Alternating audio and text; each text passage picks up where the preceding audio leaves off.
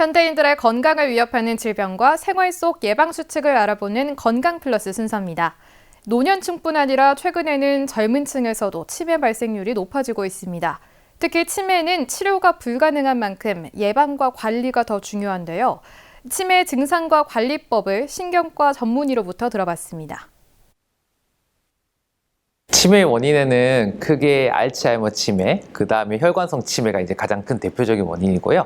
그 외에 파킨슨 치매라든지 약물에 의한 치매, 그 다음 갑상선 기능 저하, 간 질환, 그 다음 콩팥 질환에 의한 치매, 이런 것들로 나눠볼 수 있습니다. 가장 대표적인 거는 알츠하이머 치매입니다. 약 치매의 70% 정도가 알츠하이머 치매라고 하고요. 흔히 옛날 우리가 노망이라고 생각했던 그런 병들입니다.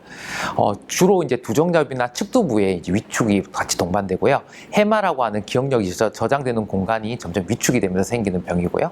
점차 이제 서서히 진행하는 그런 양상이 인지기능 저하를 보입니다. 치매는 인지기능이 떨어지면서 일상생활에 장애가 생기는 경우를 치매라고 합니다.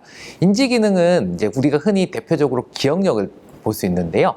이제 뭐 물건의 이름이 생각이 안 난다든지, 그 다음에 뭐 했던 약속이 이제 했던 것이 기억이 안 난다. 그 다음 뭐 물건을 놔두고 어디 놔두는지 못 찾거나, 이런 것들이 이제 보통 이제 가장 대표적인 증상인데요.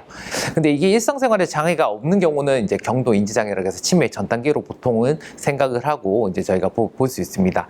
그 외에 이제 기억력뿐만 아니라 뭐 환자가 일상생활이 이제 제대로 못하는, 예를 들어서 뭐 정말 익숙했던 그런 이제 뭐 요리를 한다든지, 그런데 요리 이제 방법이 까먹다 기억이 안 난다든지, 아니면 익숙했던 길을 이제 자꾸 이제 헷갈려 한다든지, 그런 증상으로도 이제 치매의 전 증상으로 나타날 수 있습니다.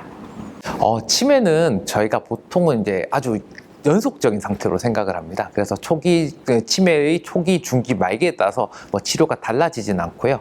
보통 초기부터 이제 치매의 진행을 억제시키는 도네페질 또는 메만틴, 리바스티그민, 갈란타민, 이런 약제를 사용하게 됩니다.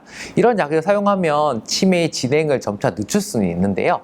보통 초기에서는 그 용량이 작을 뿐이고, 중기로 올라가면 갈수록 이제 용량이 이제 점점 증가해서 치료를 하게 됩니다. 그리고 이제 거의 이제 치매 말기라고 하면 이제 뇌 기능이 너무 떨어지기 때문에 일상생활도 거의 불가능하고 거의 와상 상태로 누워 계시는데요. 이런 경우는 치매약의 증량이 크게 의미가 없습니다. 그래서 오히려 그럴 때는 환자 상태를 보고 오히려 치매약을 감량하는 경우는 있을 수 있지만, 아까 말씀하셨다시피 치매의 초기, 중기, 말기에 따라서 치료가 달라지지는 않습니다.